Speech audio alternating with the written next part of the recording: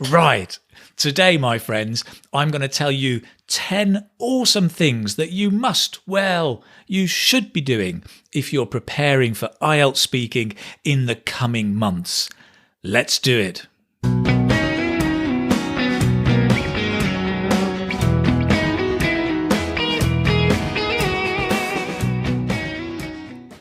So my name is Keith and I run the Keith Speaking Academy, here to help you speak better English, give better answers and get a higher score on IELTS speaking.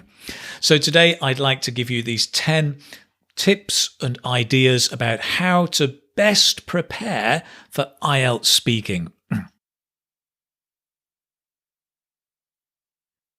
So first of all, just to be clear, actually, there is no one best way to study, to learn or prepare.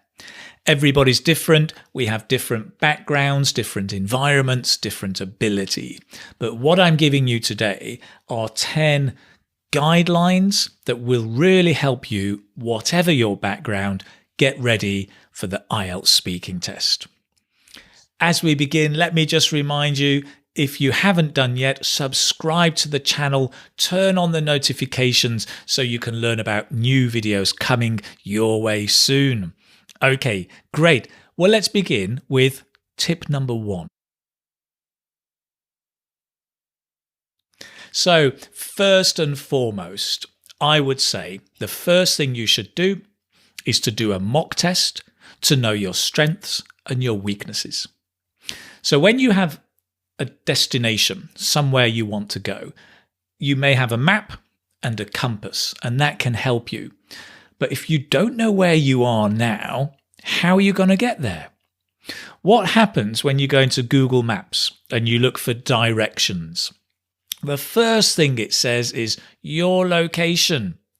You need to know where you are now. And it's the same with IELTS, right? If your goal, your destination is a band 7, you need to know your level now. Are you a 4, a 5, a 6? What are your strengths? What are your weaknesses? So that you know where to focus as you study. So that's it. Do a mock test. You can find a teacher to do it with you. The one that I recommend is takeielts.net.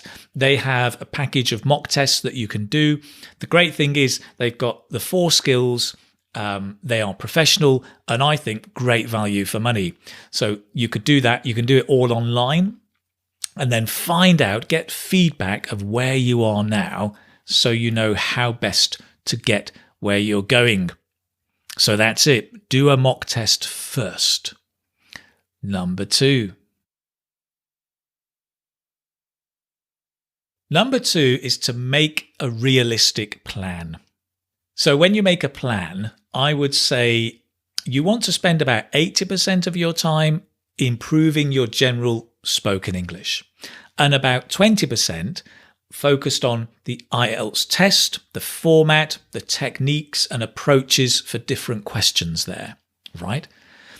When you're looking at the 80% general English speaking, and remember, IELTS speaking is the same for academic or general, then be sure to focus on your study on language, vocabulary, so learning new words, learning collocations, learning words in context, learning the grammar of words and how they're used.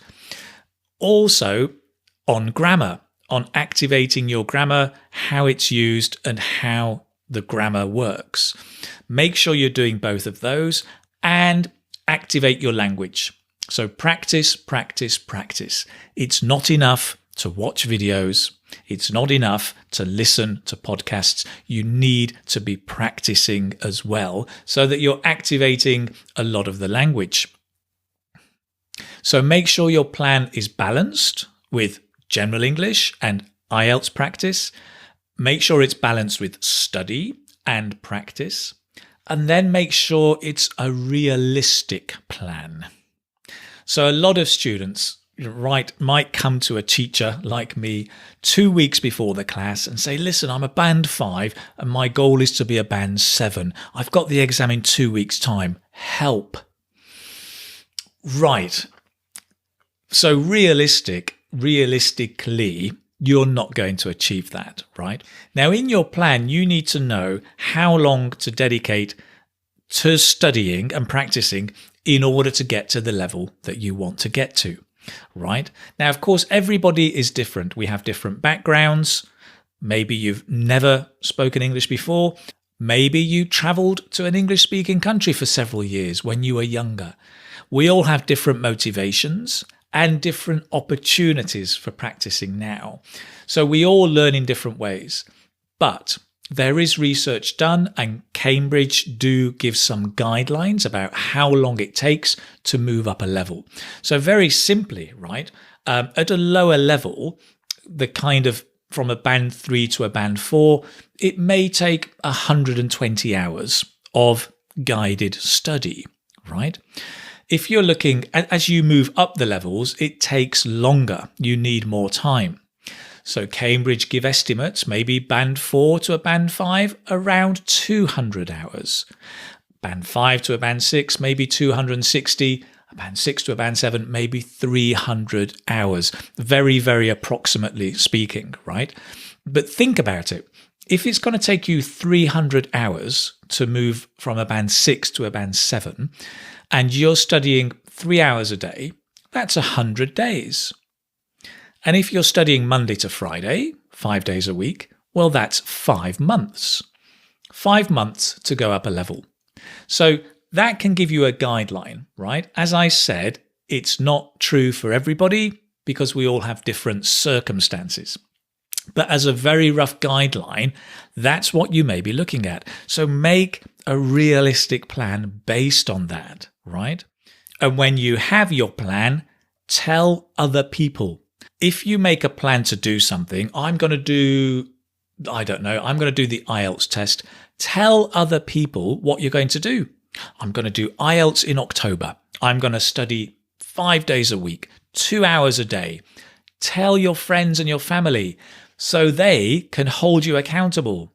And when you're not studying, they say, well, you said you're going to do this and now you're not. What's happening? Telling other people can really help them encourage you and push you, hold you accountable to make sure you are studying. So share your plan with others as well. Now, number 3. And number 3, get some good resources. There's nothing worse than spending hours going through websites that have got unreliable information, bad English, and just do not help you, right? It's a maze of information out there. So find the good, reliable resources. Now, these may include teachers, right? Find a good teacher, a good school if you can. That may be face-to-face or online. Communities on Facebook. There are lots of very, very good communities where you can be learning lots, sharing, getting motivated with other students as well. Websites, of course, but again, make sure you get the good, reliable ones. For example, IELTS Liz is very good. IELTS Advantage has some very good free resources. IELTS ETC, also great free resources. The IELTS.com, the British Council, they all have some great resources that you can use. There are books. So I would say, 2 of the key books, probably the official Cambridge Guide to IELTS would be an invaluable purchase. Cambridge Practice Tests, the series 1 to 14, all of those can be great to be doing practice tests. I think reference books, having a good dictionary is absolutely essential. Nowadays, most people are using online dictionaries, but the Macmillan, Collins, Oxford, they're all great dictionaries online. And then you've got reference books. I like the series, which is the English Collocations in Use by Michael McCarthy. There's also the English Grammar in Use, English Idioms in Use. There's different levels. I think the advanced level with, again, Michael McCarthy, Felicity O'Dell. These are great reference books that can help you expand your knowledge and vocabulary, but also make sure that you're activating it through practice. So these are all great resources to have that will help you prepare for IELTS speaking. Number 4 is to become familiar with the format of the test, the common topics in the test, and the evaluation criteria for the test.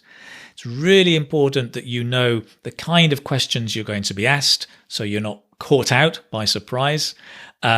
Understanding the topics, so that helping you prepare by topic.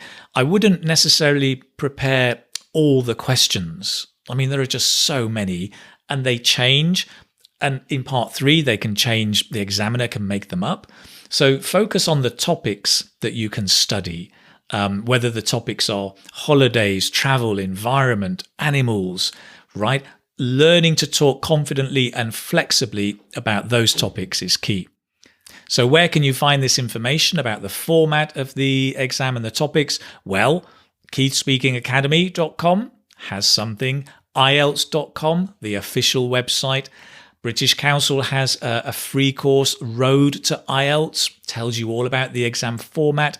There's also on FutureLearn, Understanding IELTS Speaking, a free course, I think for 3 weeks, will help you understand the format of the test. Really well worth doing.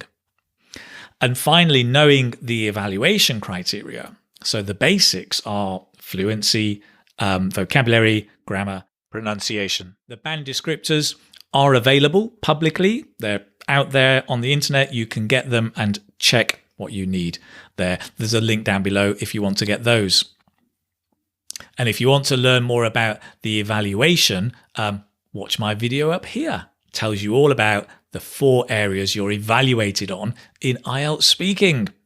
Next up.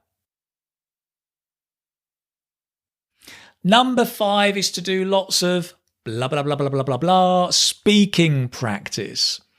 So sometimes students fall into the trap of studying with the books, watching the videos, but they're not actually speaking or practicing. And it's essential, right? You need to practice repeating for your pronunciation, intonation, but you also need to practice interacting with people so you can react quickly, be flexible, think on your feet, right? So speaking practice is essential. A great way to do that is finding a speaking partner. Again, Facebook groups are full of people looking for speaking partners. You can also find a teacher. Nowadays online, you've got Cambly, you've got italki. Find some great teachers who can help you practice English, or look for a language partner where you teach them your language and they teach you English. It's another way of doing it. That way it can be free. You just give your time, but get into the habit of practicing and practicing whenever you can. Number 6 is to get feedback on your speaking. So when you're speaking, you are going to make mistakes. There'll be issues around fluency, pronunciation, use of vocabulary or grammar, and you need somebody to say, listen, that is not correct. Change it. What do you mean by that? Do you realize you're hesitating? And just to have almost a mirror, but somebody with a very good level of English who can give you feedback, give you corrections. Because if you're not correcting your mistakes, the danger is you repeat the mistakes and you don't improve. So having somebody to give you feedback, that can be a student at a higher level. It can be a language partner or a speaking partner. It can be a teacher. Again, if you're on one of these online platforms, having a teacher to give you the feedback. It's really important to get that. Now, number 7, in some ways is related to number 6 about getting feedback. Number 7 is to record yourself speaking and listening so you can improve. Now, if you can't find a teacher to give you feedback, actually, you yourself can give yourself feedback. When you record yourself speaking and listen back, you're then able, to some extent, to evaluate some of the things you're saying. You can certainly evaluate fluency, hesitation, because you can hear it. You may be able to evaluate grammar, common mistakes that you know you make you may be able to pick up on pronunciation issues possibly as well, right? And the great thing, as I mentioned before, about the band descriptors, right, the evaluation criteria, is you can use that to also listen to your recording and say, the band 7 level needs this flexibility. Am I flexible, or am I just giving memorized answers? So use that as well to help you see if you're making progress. Also, when you record yourself, you can share that with friends or other students or your teacher. When you ask with a speaking partner, you ask your speaking and ask them to correct you, it can be quite embarrassing sometimes for a speaking partner. They may not want to upset you or tell you lots of mistakes. And they've really got to listen carefully. But when you get a recording, certainly in my case, when somebody sends me a recording, I can sit down quietly, cup of tea, listen a couple of times and see what the mistakes are and give very specific feedback. You can do that whether you're a partner, a student or a teacher. So you can send your recording to others to give them, for them to give you feedback. And it can be a very, very effective way of using the recording to get feedback from others. So that gives you more flexibility as well. You can send it to them through Facebook, Messenger, email, whichever you prefer. Number 8 is to extend and activate vocabulary. I think especially at the higher levels, once you get to a band 6, you've probably learned most of the grammar you're going to ever need. And your pronunciation is much harder to start changing after years and years of speaking. But vocabulary is something you can always expand. You can have notebooks, record vocabulary. When you do that, record the form. Is it a noun, a verb, an adjective, adverb? Record the collocation, which words go together. Record the context. Now, recording and making notes is good, but it's the activation that's key. So having lots of passive vocabulary and 3 or 4 books full of word lists, that's a start. But you need to be able to use them. So you need to focus on activating vocabulary. Indeed, I would say at some point that you almost stop learning new vocabulary because you've already got a huge pool of passive vocabulary in your brain that you need to get out. So when you're doing your speaking practice, don't focus so much on the new words and fancy band 9 level words. Focus on what you know that's in here and getting it out and starting to speak it out fluently. That activation of vocabulary is a really key thing. It can make a huge difference to your score if you focus on that area. Good. Moving on. Tip number 9 is to immerse yourself in English, but natural and authentic English. So what often happens to students is they're studying from the course book, they're reading the dictionary, they're looking at the reference books, and a lot of that language is for students. And you're forgetting the natural language, what sometimes we call the authentic English, which is spoken by native speakers or very proficient speakers.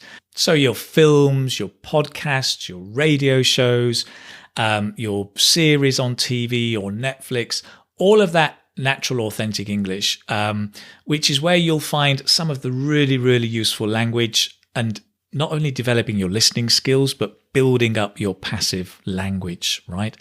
And I think that's really key because it can be fun as well, because you can learn things that you enjoy learning and studying, not just the things in the course book that you may have, right? And I think it's really important to expose yourself to a wide variety of things.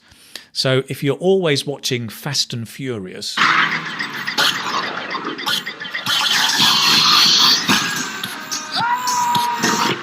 take you down, little brother. Action movies for English, That's okay, but that's not going to give you a wide variety of vocabulary. So do make sure you're watching different things, right? Whether it's cooking programs, politics, debate shows are great, right? For topical issues. Maybe the news, maybe a comedy show. All of these things.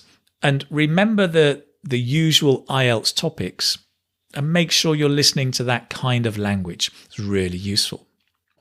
And you'll also find as you listen to these things that you get some great ideas.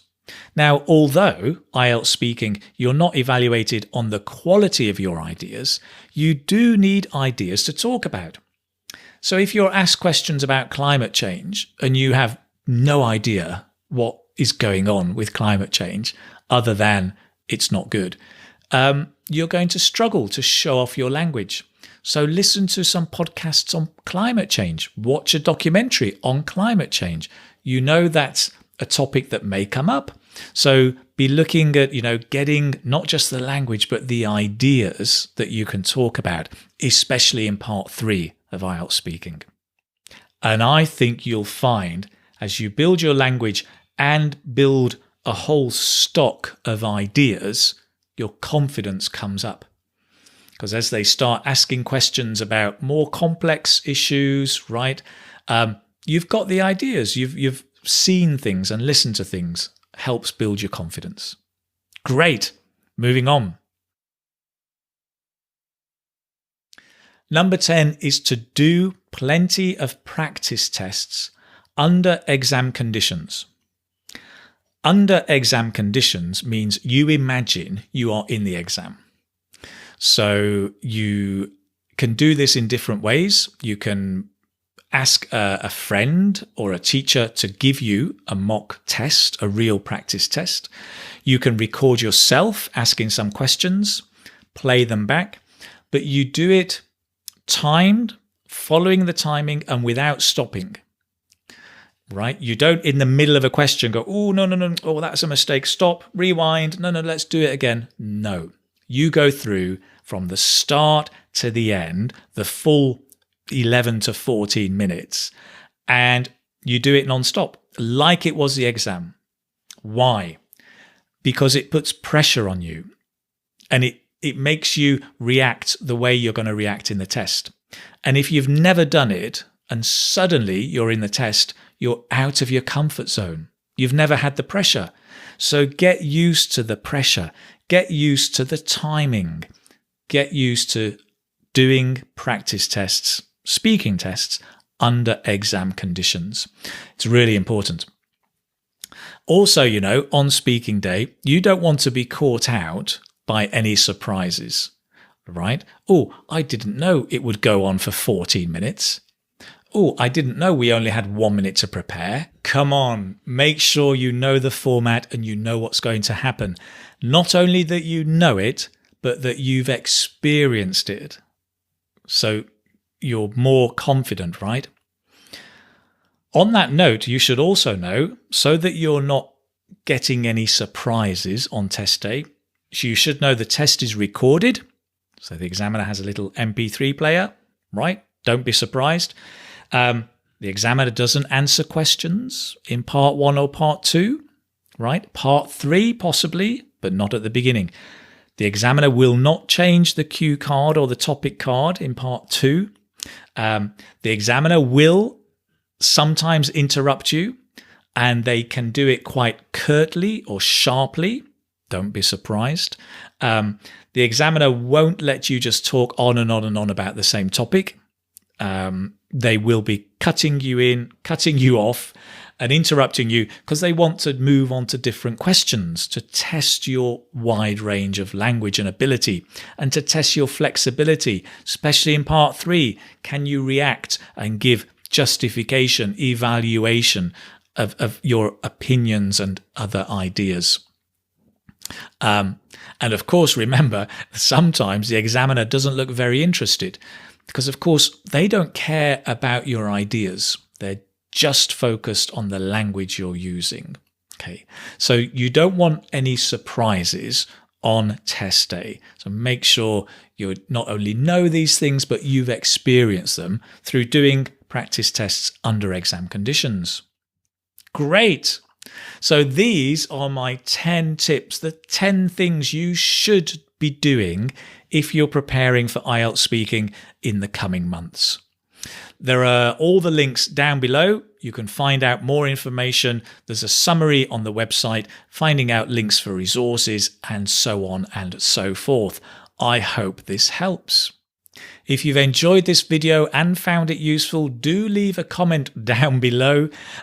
Please do subscribe to the channel, turn on notifications. Look out for the next video coming your way to carry on your learning and preparation for IELTS speaking. I look forward to seeing you soon. Take care, my friends. Bye-bye.